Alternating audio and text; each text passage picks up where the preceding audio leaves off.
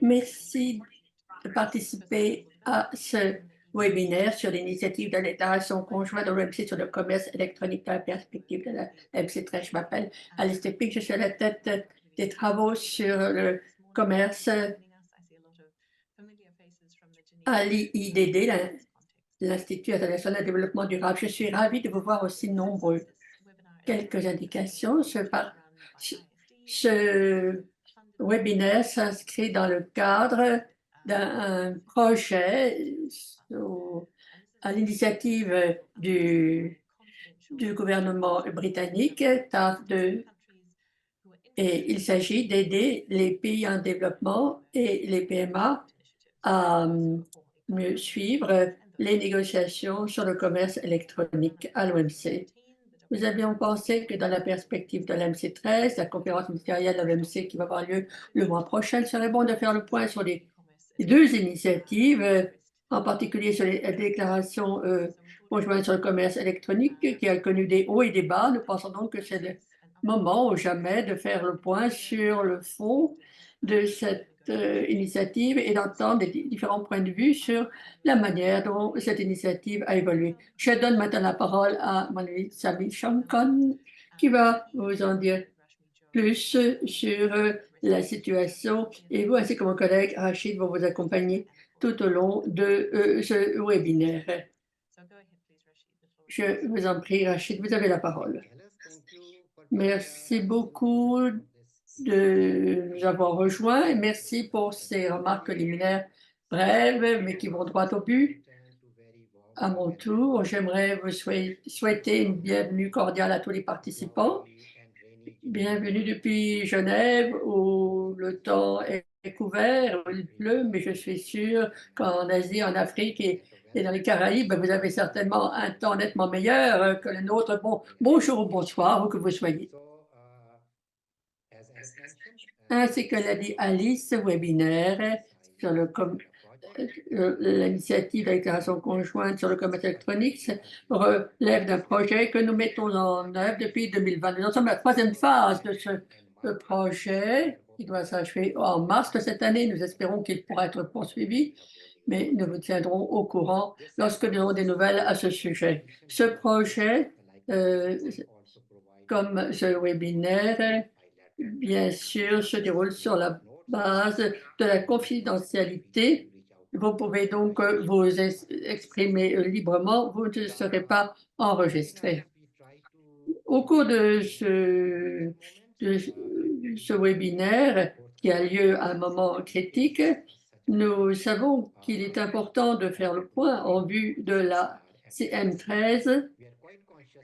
Nous sommes conscients du fait qu'un certain nombre de PMA et de pays en développement attachent beaucoup d'importance à ces négociations. Certains ne sont pas partis à ces négociations parce qu'ils ont des problèmes en matière de capacité pour suivre cette initiative sur le commerce électronique.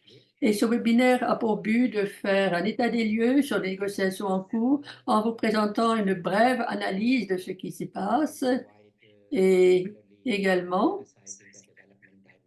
de mettre en avant la dimension développement et d'en discuter.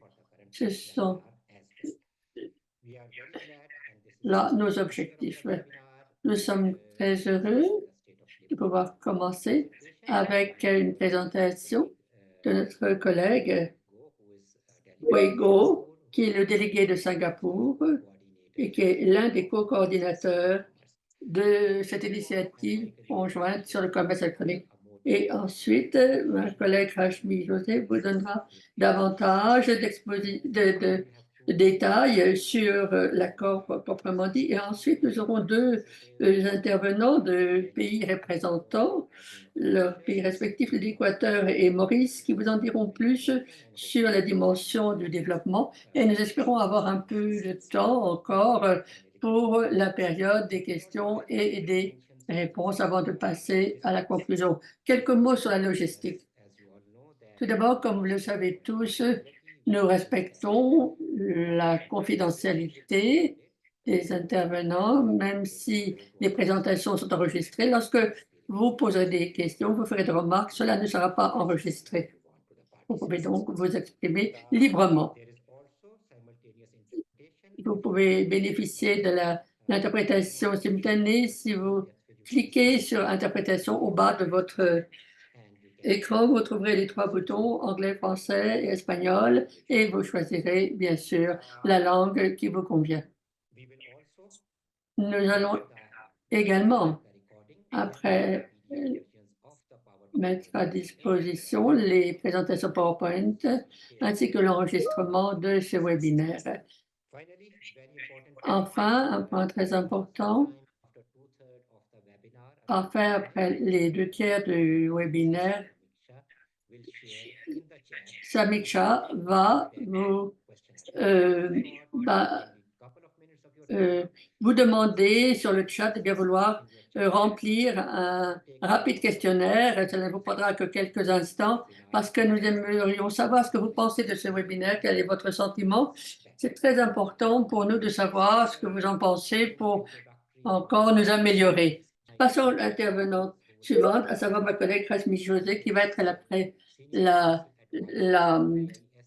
l'intervenante suivante. Elle est responsable du commerce à l'IIDD. Elle va passer une analyse des négociations dans le cadre de la future accord sur le commerce électronique. Vous avez la parole.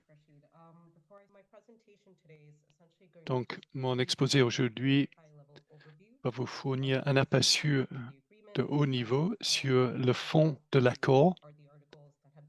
Je vais vous parler des articles sur lesquels il y a un accord et également sur les thèmes qui sont encore en train d'être débattus par les membres à l'approche de la CM13, pardon.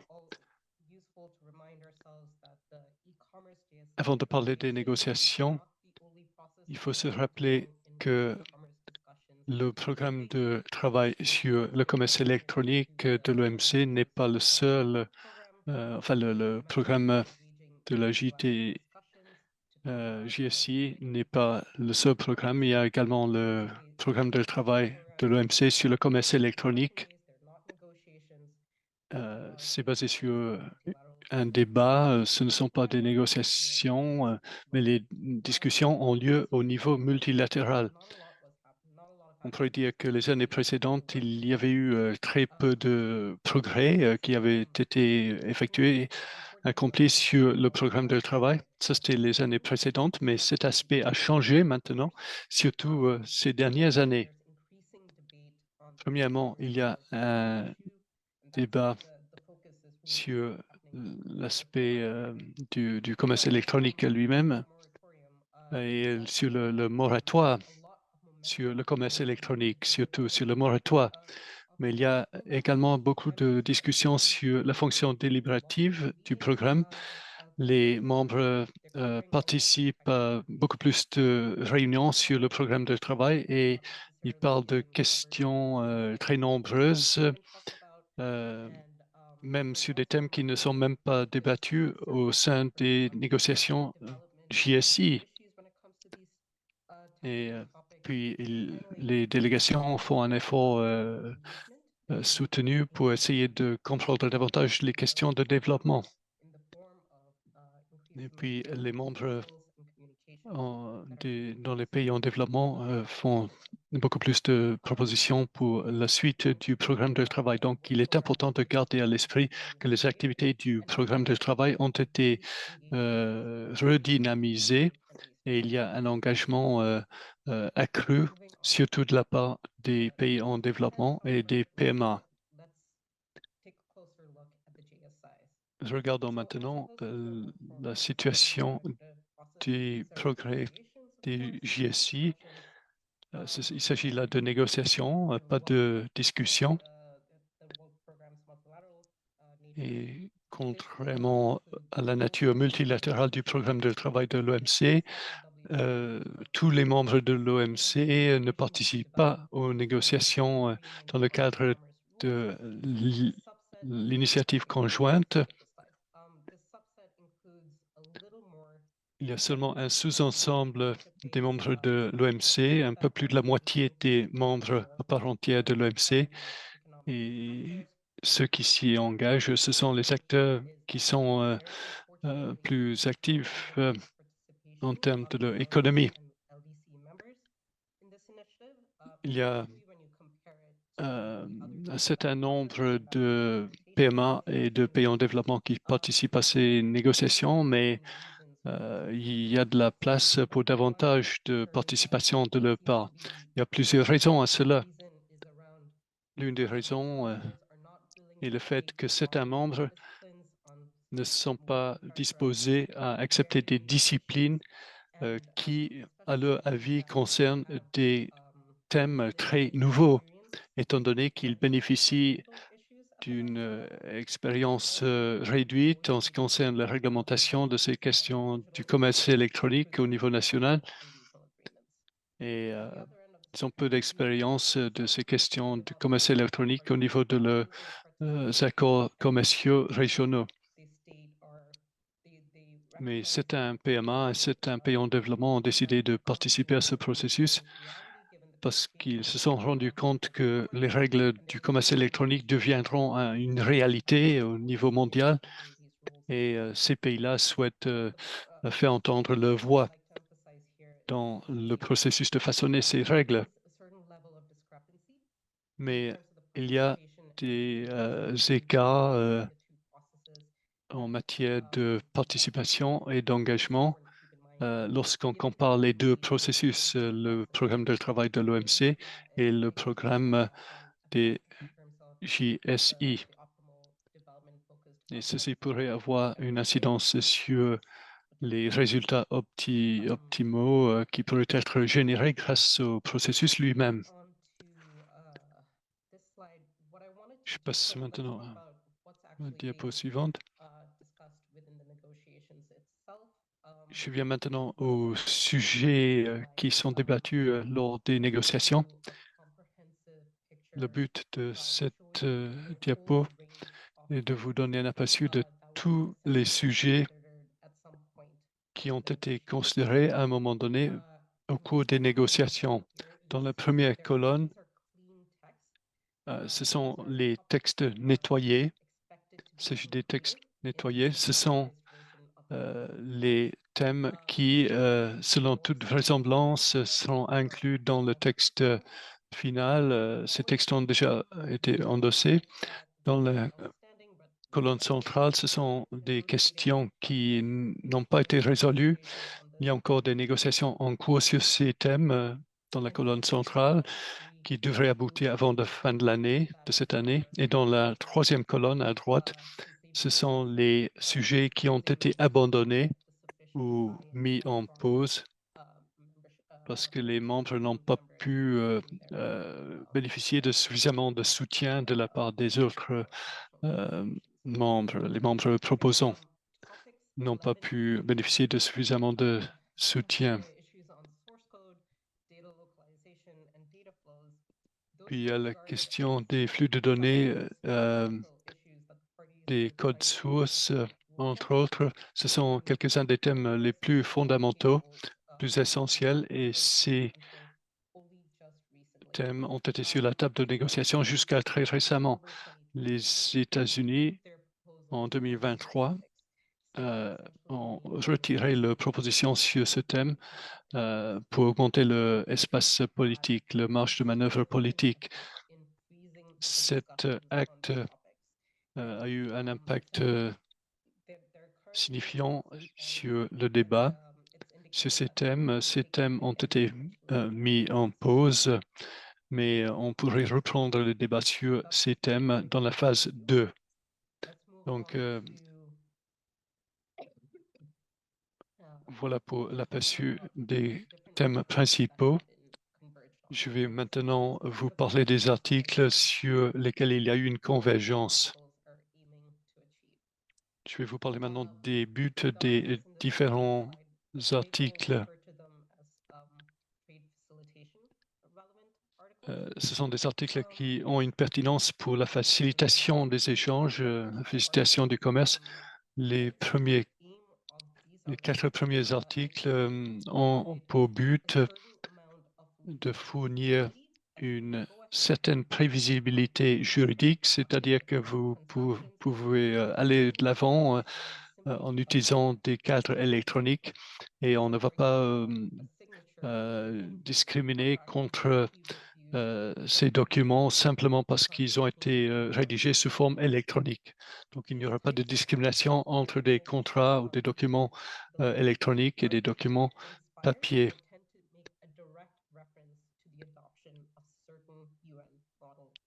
Et ces documents souvent s'inspirent de certains modèles de documents des Nations Unies.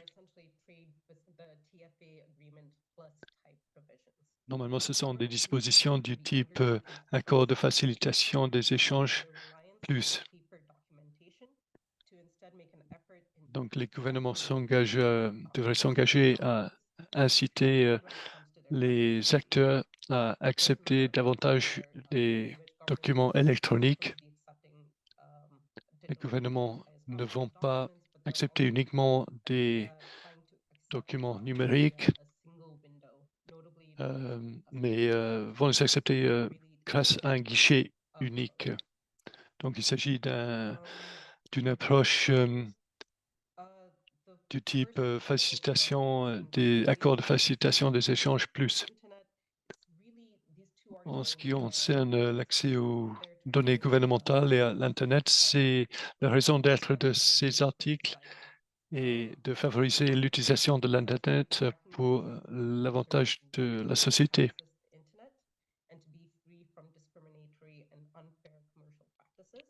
Les utilisateurs qui se servent de l'Internet ne devraient pas être discriminés, mais en ce qui concerne les données gouvernementales, le but est de pouvoir partager les données gouvernementales pour augmenter les avantages, les bénéfices sociaux de ces données. Il y a également des articles dont le but est de promouvoir la confiance en matière de l'économie numérique. Puis, il y a des articles qui dont le but est d'augmenter la confiance des consommateurs en limitant les mails non sollicités.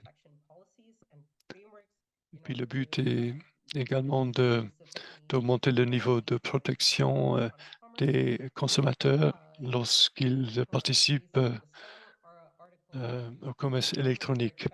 En ce qui concerne l'article sur les mails non sollicités, on s'attend à ce que les gouvernements rédigent des politiques dont le but est de lutter contre les mails non sollicités, soi-disant spam en anglais. Il y a également un article qui a été inclus sur la cybersécurité. On s'attend à ce que les gouvernements augmentent leur capacité en matière de cybersécurité en augmentant la capacité de leurs entités nationales pour pouvoir traiter cette question et de coopérer de manière transfrontalière.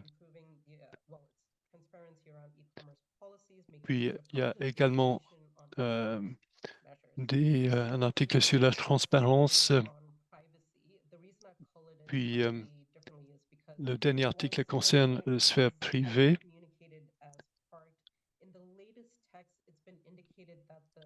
Dans le dernier texte, on a indiqué que le petit groupe s'est aligné sur quelques-unes de ces dispositions et il y aura une procédure d'asile, comme on l'appelle. Donc, il paraît qu'un texte nettoyé a déjà été produit. En ce qui concerne la sphère privée, les gouvernements aimeraient savoir quelle sera la marge de manœuvre politique pour les gouvernements lorsqu'il s'agit de réglementer la sphère privée en matière de commerce électronique. Ce sont les 13 articles, les 13 règles sur lesquelles les membres ont pu rédiger des textes propres, des textes nettoyés. Donc, on s'attend à ce que ces 13 règles fassent partie de la base de l'accord final. Quels sont les autres articles sur lesquels les négociations sont encore en cours? Premièrement, les paiements électroniques. Il y a des discussions qui sont en cours sur cette question des paiements électroniques. Le but de l'article est de reconnaître et de dire que les gouvernements doivent reconnaître la nécessité d'avoir des cadres interopérables et qui doivent faire des efforts de mettre en place des cadres interopérables. Puis les droits de douane sur les transmissions électroniques.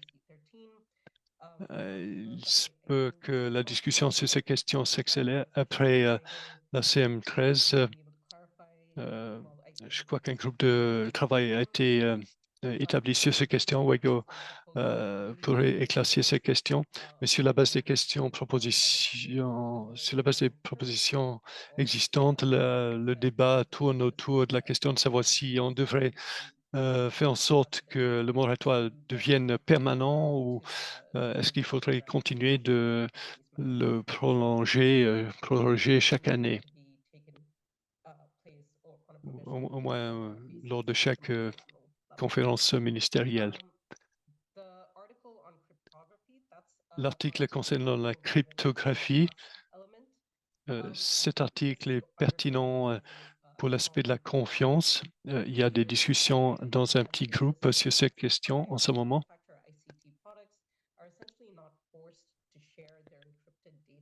Le but est de ne pas obliger les fabricants, les fournisseurs de transfert des informations cryptées comme prérequis pour gagner, pour obtenir l'accès au marché, sauf à des fins de l'application de la loi. Il y a également des disciplines qui sont liées aux services de télécommunications. Les pourparlers sont encore en cours sur ce point. Les parties à cet accord adopteraient les principes qui sont contenus dans le document de référence sur les télécoms. Puis il faudrait qu'il y ait une mise à jour sur ce document pour que la couverture soit étendue aux services basés sur l'Internet. Il y a aussi des articles relatifs au développement qui sont sur la table. Il y a un petit groupe qui a été établi récemment pour accélérer les articles dans le but de produire des articles rationalisés sur le TST. En ce qui concerne la coopération, on s'attend à ce que le débat sur cette question soit finalisé une fois que les articles substantiels auront été conclus. Et puis le champ d'application et les dispositions générales, on s'attend à ce qu'un autre ensemble d'articles seront finalisés une fois que les sections substantielles soient finalisées. La rédaction ne sera pas effectuée par un petit groupe, mais par les leaders du processus. Donc, ceci vous donne un aperçu des questions qui restent encore finalisées.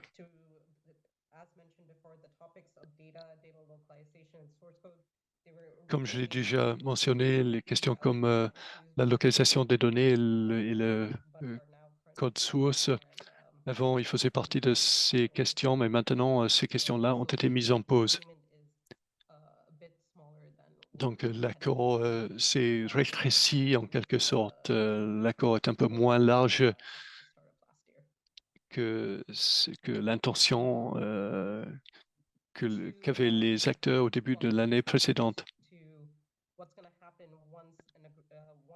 Je passe maintenant à ce qui va se passer une fois que les parties auront produit un texte juridique finalisé. La question sera de savoir comment intégrer cet accord dans le cadre de l'OMC. Souvent, il y a deux possibilités, deux options qui sont citées pour l'intégration d'accords indépendants. Tout d'abord, on pourrait l'intégrer comme accord sur le commerce électronique, mais pour cela, il faudrait le consensus de tous les 164 membres de l'OMC et tous les membres devraient accepter les obligations de l'accord. Mais l'annexe, ça c'est l'annexe 1, l'option multilatérale.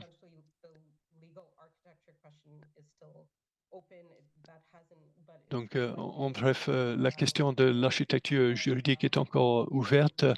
Il est probable qu'il soit très difficile d'avancer sur la voie multilatérale, simplement parce qu'il faut l'accord, le consensus de tous les 164 membres de l'OMC pour faire avancer cette option de l'annexe 1. Et comme Wego l'a mentionné, les parties examinent de près ce qui se passe dans les négociations sur la facilitation des échanges. Et est-ce que cet accord-là sera intégré de part entière dans le cadre de l'OMC? Et pour donner une idée du scénario le plus probable pour les négociations sur le commerce électronique. Donc, qu'est-ce qui va se passer? Quelle sera la prochaine étape? Est-ce que les acteurs continueront de s'efforcer d'obtenir cet accord de tous les membres? Ou est-ce que les membres poursuivront leurs activités en dehors du cadre de l'OMC ou est-ce qu'ils vont abandonner cet accord totalement? Donc, je suis désolé si j'ai dépassé le temps imparti. Rachid, merci beaucoup. Rashmi, vous nous avez donné un aperçu très détaillé et vous avez également mentionné en détail la JSI et les 13 règles, les 13 articles sur lesquels il y a un accord. Et puis, vous avez évoqué la question très importante de l'éventuelle architecture juridique. Quelques-uns de ces points ont été soulevés par Wego, mais sa connexion n'était pas excellente, donc merci à vous. Je passe maintenant à notre prochaine intervenante, Madame Nasrin. Elle est analyste en politique commerciale au sein du ministère du Commerce de Maurice.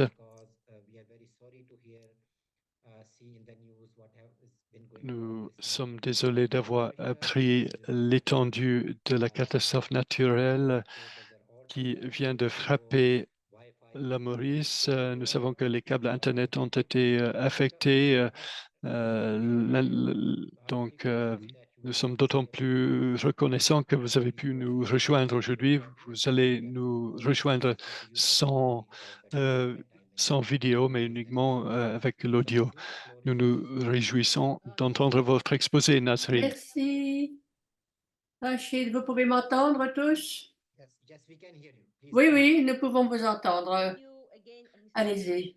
Merci encore, Rachid, pour cette aimable introduction et excellent après-midi à vous tous depuis Maurice. C'est un plaisir pour moi de discuter avec vous d'un sujet qui est au cœur des discussions entre les pays en développement, à savoir l'initiative conjointe sur le commerce électronique.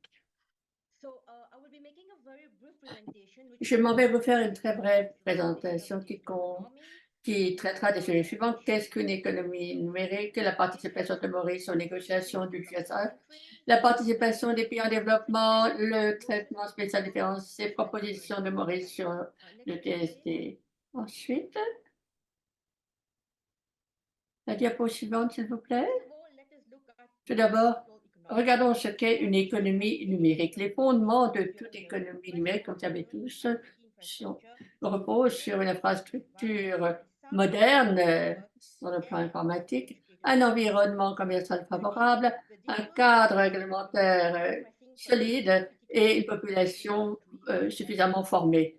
Et sans un bon cadre, sans un cadre adapté qui soit en place, le risque est que les grands acteurs dominent de plus en plus les petits commerces. Même si beaucoup de choses peuvent se passer sur le plan interne, les initiatives au niveau mondial peuvent jouer également un rôle important. À l'OMC, les négociations ont lieu à deux niveaux. Tout d'abord, par rapport au programme de travail existant sur le commerce électronique et le GSIS sur le commerce électronique. À propos du programme de travail, l'accent était mis sur l'écart qui existe entre les infrastructures numériques, la connectivité et le renforcement des capacités. C'est Mme Doka Kanebadi qui a géré les discussions à ce sujet. La prolongation du moratoire sur les droits de douane sera l'un des points dont on discutera à la prochaine ministérielle. Dans le même temps, nous devrons suivre, nous ne devons pas oublier que les participants à cette négociation dans le cadre de ces GSAE, les participants sont convaincus que l'on pourra trouver un accord rapidement à la conférence ministérielle. En tout cas, l'île Maurice y tient beaucoup. Est-ce qu'on peut voir la diapositive suivante, s'il vous plaît? J'aimerais parler maintenant de cette GSAE sur le commerce électronique concernant la participation des pays en développement. L'intervenante de tout à l'heure en a également parlé, quand la plupart d'entre vous le savent, ce sont les pays développés qui ont évoqué l'idée d'un GSI. Quand vous voyez la participation des pays en développement à ces négociations, vous verrez que certaines régions ont été sous-représentées. De nombreux pays, y compris des PMA, ont dit à quel point ils étaient peu préparés pour accepter des engagements supplémentaires dans ce domaine pour diverses raisons. Il n'y a que quelques membres seulement venant de l'Afrique et seulement 5 membres des PMA participent aux négociations. La région la moins représentée est l'Afrique et les Caraïbes. Maintenant, quand vous voyez quels sont les problèmes auxquels sont confrontés les pays en développement, ils n'ont pas la possibilité de participer activement aux négociations, encore moins de mettre en œuvre les engagements qui pourraient en ressortir. Voilà donc la situation et elle est grave. Ensuite, j'aimerais juste évoquer brièvement la participation de Maurice aux négociations. Maurice est un pays développé. Nous avons donc rejoint les discussions en 2022 en espérant une transformation de la situation sur le plan numérique avec l'ouverture de nouveaux marchés. Une évaluation de l'écosystème du e-commerce à Maurice a été réalisée grâce à l'aide du Royaume-Uni. Le but de cette étude était de détecter les lacunes et dans quel domaine une aide était nécessaire. Et un certain nombre de principes ont été élaborés à Maurice, surtout dans des domaines tels que les paiements électroniques, la question des données ouvertes, la transmission des données et la sécurité cybernétique. Néanmoins, certains domaines requièrent davantage d'amélioration. Il faut procéder à des ajustements en conséquence. Mais il est important également de protéger les consommateurs face à des attitudes trompeuses. Il faut que tous puissent profiter du commerce électronique en améliorant leur productivité, en pouvant également exporter sur sur de nombreux marchés. Il est donc important de pouvoir trouver de l'aide dans les domaines qui nécessitent davantage d'explications. Voyons maintenant ce qu'il en est du TSD dans le cas de l'initiative conjointe. Le commerce électronique a été reconnu comme un moteur potentiel de commerce de croissance et développement. Mais en même temps, le commerce électronique présente de sérieux problèmes qui empêchent les pays en développement de mettre en œuvre le commerce électronique et le développement. Il n'est donc pas surprenant que toute initiative au niveau de l'OMC pour promouvoir l'expansion du commerce électronique devrait inclure une disposition sur le TSD. Plusieurs propositions ont été faites. En fait, l'un des pays du GSAE a mis en avant la nécessité de combler la fracture numérique en promouvant la recherche, la formation et la communication. Quelqu'un d'autre a dit qu'il fallait demander de l'aide au secrétariat de l'OMC et il a été question également des dispositions dans d'autres accords qui sont considérés comme des modèles éventuels, y compris celui de l'AFE. Un petit groupe a été créé au niveau des négociations afin de se pencher sur les dispositions concernant le TSD pour les pays en développement. Ils ont eu de nombreuses réunions et je crois même que demain ou après-demain, ils vont avoir une autre réunion. Ensuite, s'il vous plaît. Regardons de plus près les propositions faites par Maurice. Comme je l'ai dit, Maurice a toujours été en faveur d'un cadre réglementaire permettant à tous les pays membres, en particulier aux PMA, de tirer pleinement profit des opportunités qu'offre le commerce électronique. Il devrait aider les pays en développement à s'intégrer dans l'économie mondiale et leur permettre de faire ce qui est nécessaire pour bénéficier pleinement de ce nouvel instrument commercial. C'est précisément la raison pour laquelle, dès le début des négociations, Maurice a insisté sur le fait qu'il fallait permettre des périodes de mise en œuvre provisoires que les pays auraient donc soumis eux-mêmes en établissant un lien entre la mise en œuvre de certaines des engagements à la fourniture d'une assistance technique. La Côte d'Ivoire avait déjà fait cette proposition il y a plusieurs années et nous pensons qu'il est bon effectivement de pouvoir bénéficier d'une assistance spéciale. Maurice a donc recommandé aux pays développés, aux organisations internationales, d'aider les pays concernés à entreprendre des évaluations de leurs besoins au niveau national pour identifier les domaines où ils auraient besoin d'assistance. Et nous savons que la question est très complexe. Il y a différentes propositions qui ont été faites et il est important que les experts se penchent sur ces questions ainsi parce que les pays concernés souvent manquent d'expertise, de compétences dans ce domaine. Ensuite, enfin, Maurice aimerait exprimer ses préoccupations vis-à-vis des négociations en cours.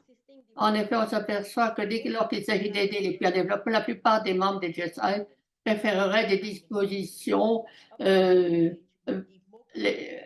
dispositions préférables plutôt que des dispositions obligatoires.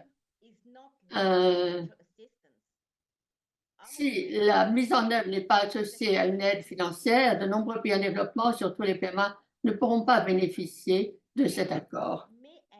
Et finalement, cela ne fera qu'élargir encore la fracture numérique entre les pays en développement et les pays développés.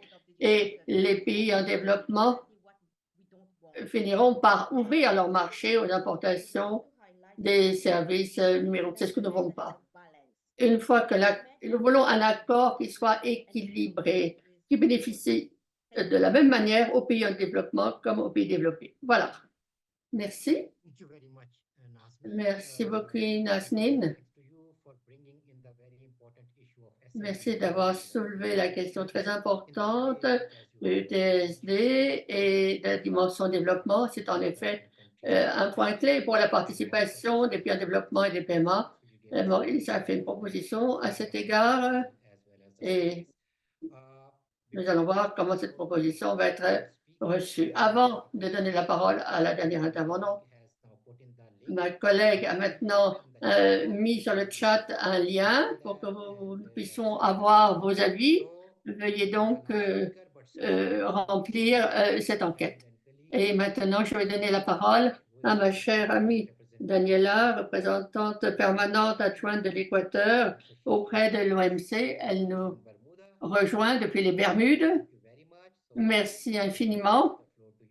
Voilà, je vous donne la parole pour parler un peu plus de cette GSAID, la dimension de développement si importante pour les pays latino-américains qui participent également. Daniela, vous avez la parole. Merci beaucoup, Rachid. Et merci beaucoup à l'IDD de me permettre de présenter le point de vue des pays en développement, étant donné que le développement concerne en fait tous les membres. Souvent, on pense que le développement ne concerne que les membres en développement, mais ce n'est pas vrai. Le développement, si nous voulons un accord ambitieux pour toutes nos économies, il faut que tout le monde puisse en bénéficier. Il faut donc qu'un certain nombre de normes qui puissent être adoptées, qui représenteraient un accord d'une nouvelle génération, pour ainsi dire. Merci à tous les collègues qui m'ont précédé, qui ont fait d'excellentes remarques à cet égard. Quand on voit comment les négociations évoluent, bien sûr, elles sont importantes pour nous, mais elles doivent être mises en œuvre également par... cet accord doit être mis en œuvre par tous. Et voilà pourquoi, si nous voulons un développement durable, le commerce doit être un facteur qui doit nous y aider. Et c'est donc un point très important pour nous. Donc, la numérisation de nos économies, comme il vient d'être dit pendant la semaine, est une priorité pour nous et doit être également fondée sur les négociations qui pour nous sont très importantes, étant donné que nous aimerions pouvoir disposer d'un certain nombre de normes dans différents domaines. Le commerce électronique est donc pour nous crucial pour nos économies, pour soutenir les PME et les investissements. Il est important d'adopter aussi une approche intergénérationnelle. Quand on parle de nouvelles normes par rapport au commerce électronique, c'est un grand privilège de pouvoir participer à ces réunions parce que nous créons des normes et nous avons ainsi l'occasion de tenir compte des questions de genre sur le plan intergénérationnel et aussi des jeunes, afin que ces nouvelles normes puissent également convenir aux jeunes. Il faut donc voir dans quelle mesure il faut soutenir les femmes dès le départ lorsqu'elles gèrent des entreprises numériques. Et ceci, bien sûr, doit s'accompagner, la numérisation doit s'accompagner du commerce électronique et qui doit promouvoir nos objectifs à tous dans les pays en développement dans le cadre d'un développement durable. Donc, le commerce électronique dispose d'un immense potentiel et en créant un environnement tenant compte de notre diversité. Et pour revenir à ce que disait Weigo tout à l'heure, et ainsi que Maurice, l'année 2024 est très importante pour nous car nous souhaitons pouvoir trouver des accords dans ce domaine sur la base d'un dialogue constructif. Il nous faut garantir absolument l'obtention de progrès malgré les obstacles. Il nous faut donc déployer de nombreux efforts, mettre en place des mécanismes de coopération, de financement, de renforcement des capacités et d'assistance à tous les niveaux, ainsi que cela a été mentionné, afin de lancer un accord de le nouvel ordre, qu'est-ce que cela veut dire, l'inclusivité dans le cadre du commerce électronique? Il est important de comprendre et on s'en rendra compte au fur et à mesure que se développeront les négociations. Nous avons également, c'est un point important, nous avons déjà expliqué comment cela doit fonctionner au niveau du commerce électronique, qui doit être inclusif. C'est là l'occasion pour nous tous de mieux comprendre comment les choses comprennent, comment ces nouveaux outils numériques fonctionnent par rapport à la manière analogue de procéder, afin d'en tirer tous les avantages nécessaires en matière de communication. Essayons d'exploiter pleinement donc ces outils numériques. C'est très important de le comprendre. Il faut soutenir les pays en développement pour être à jour, pour bénéficier également de ce type de commerce.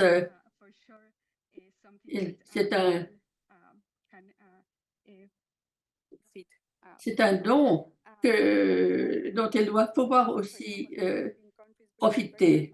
Ils doivent pouvoir aussi profiter. Soyons donc très pragmatiques à propos des mécanismes de renforcement des capacités et essayons de trouver également un accord, par exemple, pour ce qui est des périodes de mise en œuvre, du report des périodes de mise en œuvre. Ce n'est pas quelque chose de nouveau. Nous avons l'habitude de nous adapter aux problèmes des pays en développement. L'essentiel, c'est que tous puissent profiter pleinement de ces outils numériques en adoptant des mesures en conséquence sur le plan national. Nous avons organisé une session sur la cybersécurité et pour les femmes et les hommes au même niveau, pour intégrer également la cybersécurité dans des accords internationaux. C'est l'Équateur qui a fait une proposition à ce sujet. Il est important de faire le point aussi quant à la situation concernant le renforcement des capacités pour donner suite à ces engagements qui seront pris. Donc, en Équateur, nous sommes prêts à apporter notre aide à ce niveau en insistant sur la question de la mise en œuvre. Pour en revenir aux défis qui nous sont lancés, il faut donc nommer les défis par leur nom et essayer d'exploiter les possibilités qui existent et faire progresser les négociations. C'est essentiel, c'est déterminant. Nous essayons de le faire également dans d'autres organisations que l'OMC, mais il est important donc de mener des discussions en conséquence en matière de développement. Et dans mes réunions personnelles avec les responsables du DSA, il en a été longuement question. Quant aux leçons que nous avons retirées de ces négociations, et Maurice a évoqué ce point, à chaque fois que de tels mécanismes, que de telles initiatives étaient prises, nous savons très bien qu'il est important de trouver des solutions qui soient efficaces. Il y a aussi la question de l'intégration de telles mesures dans le système multilatéral, mais je ne vais pas en dire plus là-dessus. On ne sait pas encore à quoi ressemblera la future structure concernant le commerce électronique, mais nous espérons et soyons ambitieux que nous pourrons aller aussi loin que possible dans ce domaine. Et il faut que le niveau d'ambition soit suffisant. Et il faut que tous les membres de cette initiative puissent trouver un accord. Voilà, merci beaucoup, Rachid. J'étais ravie de vous voir. Merci infiniment, Daniela. Et merci à tout le monde qui a fait de ce webinaire un succès. Nous vous souhaitons un bon après-midi ou une bonne soirée selon votre localisation et nos meilleurs vœux vous accompagnent dans votre travail. Merci et à bientôt.